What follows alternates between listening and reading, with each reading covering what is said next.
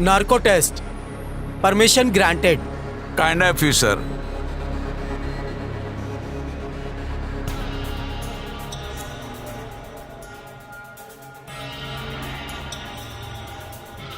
नाम बताइए आपका। मेरा नाम लेफ्टिनेंट कर्नल प्रसाद पुरोहित है। आप किस संस्था के साथ काम कर रही हो? मैं अखिल भारतीय विद्यार्थी परिषद की महामंत्री हूँ। मैं इंडियन आर्मी में लेफ्टिनेंट कर्नल हूँ। विश्व हिंदू परिषद दुर्गा वाहिनी की मुखिया हूँ। मालेगांव बम विस्फोट में कौन कौन शामिल था? मालेगांव बम ब्लास्ट की पूरी जिम्मेदारी मेरे ऊपर थी और 3 लोग थे उसमें शामिल। दहशतवाद और आतंकवाद बढ़ाना क्या ये देश के खिलाफ नहीं है? ये इंडिया हमारा देश नहीं है। हमें आर्यवर्त ब्राह्मण राष्ट्र का निर्माण करना है। ये काम आप कब से कर रहे हो? हमने 2002 से इस बम ब्लास्ट का नियोजन किया था।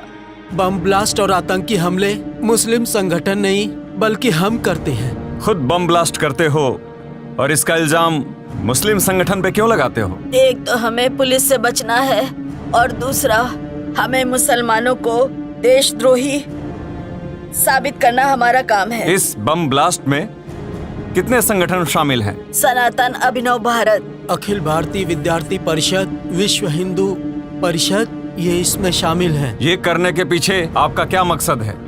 2024 में हमारा सपना आर्यव्रत ब्राह्मण राष्ट्र लाना है। भारतीय संविधान खत्म हो जाएगा और मनुस्मृति का ब्राह्मण राज्य शुरू हो जाएगा। जय आर्यव्रत ब्राह्मण राष्ट्र।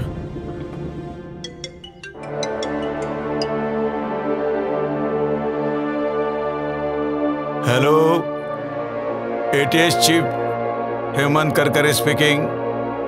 हाँ, क्या कल सुबह? ठीक है, मैं आज ही के फ्लाइट से आ जाता हूँ रात को। कल सुबह मैं ऑफिस में आ जाऊंगा, बता देना। जय हिंद। मैं कम इन सर? यस, कमिंग कर करे।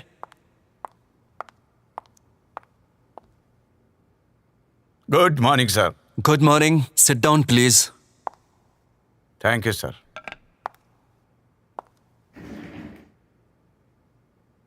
कर करे, आप क्या पागल हो गए हो क्या?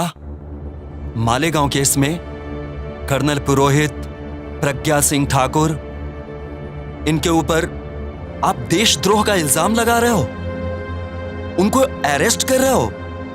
आपको मालूम है वो आरएसएस के लोग हैं। आरएसएस के लोगों के रग रग में देशभक्ति भरी हुई है और आप उन पर देशद्रोह का मुकदमा चला रहे हो, उनको अरेस्ट कर रहे हो। शर्म आनी चाहिए आपको। सर, मैंने कोई गलत काम नहीं किया। मेरे पास उनके खिलाफ पुख्ता सबूत है सर। दिमाग ठिकाने पर नहीं है आपका। पुख्ता सबूत मिले कहते हो? Sir, Pragya Singh Thakur, lieutenant colonel Prasad Purohit और दयानंद पांडे के लैपटॉप में हमारे देश के खिलाफ बगावत के पुख्ता सबूत मिले हैं सर। प्रज्ञा सिंह ठाकुर और लेफ्टिनेंट कर्नल प्रसाद पुरोहित, इन्होंने नार्को टेस्ट में कबूला है सर। हमें मालूम नहीं नार्को टेस्ट मैनेज की जा सकती है? नहीं सर, नार्को टेस्ट बिल्कुल सही है, शक की कोई गुंजाइश नहीं सर। अच्छा बताओ, आप खुद ब्राह्मण हो, ब्राह्मण हो के ब्राह्मणों पर कार्रवाई करते हो, ऐसा क्यों? जन्म से भले ही मेरी जाति ब्राह्मण हो, लेकिन भारतीय संविधान के मुताबिक भारत में रहने वाले सभी नागरिकों की जाति भारतीय जाति होती है, चाहे कोई बौद्ध हो, मुस्लिम हो, सिख हो, ईसाई हो या लिंगायत हो। मैं कुछ नहीं जानता। कर्नल पुरोहित, प्रज्ञा सिंह ठाकुर, इनके ऊपर लगाए हुए इल्जाम वापस लेने होंगे आपको। सर, क्या मैं जान सकता हूं कि देश ने ब्राह्मणों को क्या कुछ नहीं दिया? हर जगह ब्राह्मण ही तो है। 4% ब्राह्मण है सर, मगर आईएएस, आईपीएस, मिलिट्री में हर ग्रेड में 80% ब्राह्मणों की भर्ती है सर।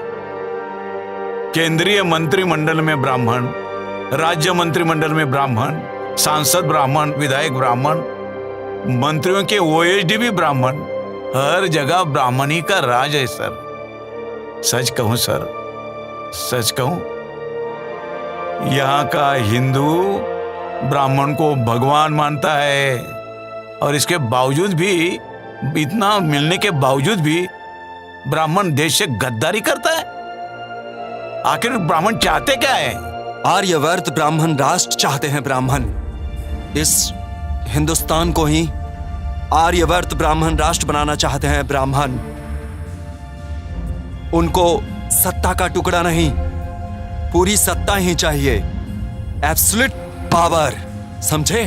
आपको ये मंजूर है सर? मेरी भी यही ख्वाहिश है। हरगिज नहीं सर। आरएसएस, सनातन, अभिनव भारत, विश्व हिंदू परिषद, प्रज्ञा सिंह ठाकुर और साथी मेरे देश के दुश्मन है सर, और मैं अपने देश के दुश्मनों को कभी माफ नहीं कर सकता। तड़पा तड़पा के मारूंगा देश के गद्दारों को, यही मेरा इरादा है सर। देखो करकरे, प्रज्ञा सिंह ठाकुर और उनके साथियों के कारनामों पे पर्दा डालो, छोड़ दो उनको। आपको माला माल किया जाएगा, आपको जो चाहिए वो मिल जाएगा, लेकिन सिर्फ आपकी जुबान बंद रखना। शेर कभी मौत से डरता नहीं सर। होश में आओ करकरे, अपनी जान गवा बैठोगे। जिस रोज मैंने वर्दी पहनी उसी रोज मैंने जिंदगी को अलविदा कहा था। अलविदा सर। सुनो, आर्यवर्त ब्राह्मण राष्ट्र के लिए उसे बलि चढ़ाना ही होगा।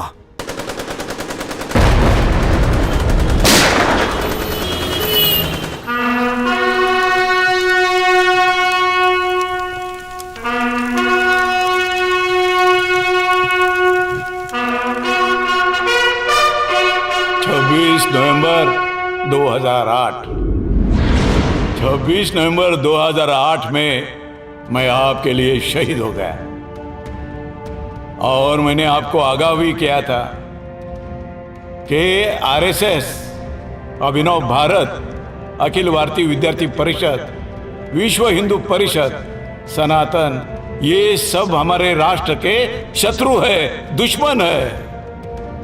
मैंने आपको आगाह किया था, मैंने ये भी बताया था कि इनका ख्वाब यहां पर आर्यवर्त ब्राह्मण राष्ट्र बनाने का है। जाग उठो। मगर मैं देख रहा हूं कोई भी जागा नहीं है। ये ब्राह्मण आप में से किसी को हिंदू मानता नहीं, आपको गुलाम मानता है, बेवकूफ गुलाम। ब्राह्मण अपने आप को भगवान मानता है और आपको राक्षस मानता है। जाग उठो, इनको ब्राह्मण राष्ट्र लाना है, संविधान बर्खास्त करना है, क्योंकि ब्राह्मण समता नहीं चाहता। ब्राह्मण अपने आप को श्रेष्ठ समझते हैं और ये हमेशा असंतुष्ट रहते हैं। इनको इस भारत देश को आर्यवर्त ब्राह्मण राष्ट्र बनाना है। साथियों, आप सोचते होंगे कि मेरा बलिदान बेकार जाएगा। मैं आपको आगाह करना चाहता हूं, अगर आप नींद से जागे नहीं तो आप सबका नुकसान हो जाएगा। आप देख रहे हो कि मोदी नाम के शख्स ने हमारे देश के सभी उद्योग बेच डाले, इसलिए schedule caste, schedule tribe, OBC और अल्पसंख्यक इनको नौकरी मिलने वाली नहीं है।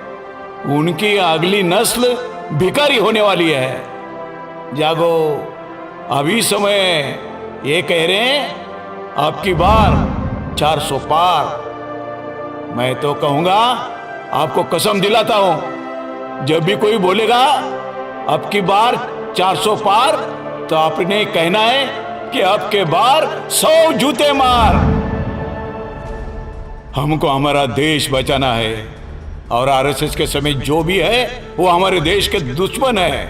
यहाँ schedule caste, schedule tribe, OBC Buddhist, Muslim, Christian, Sikh और लिंगायत ये सब इस देश के मालिक है। और इस देश के मालिक कभी देश से गद्दारी नहीं कर सकते। गद्दारी करने वाले ये सभी लोग हैं। इन सभी लोगों से सावधान रहना है, यही मैं कहता हूं। 2024 को जागो। मैं जाग उठा, मैंने जगाने की कोशिश की, बलिदान किया। अब आपको बलिदान नहीं करना है, आपको सिर्फ बटन दबाना है और बीजेपी के खिलाफ वोटिंग करना है।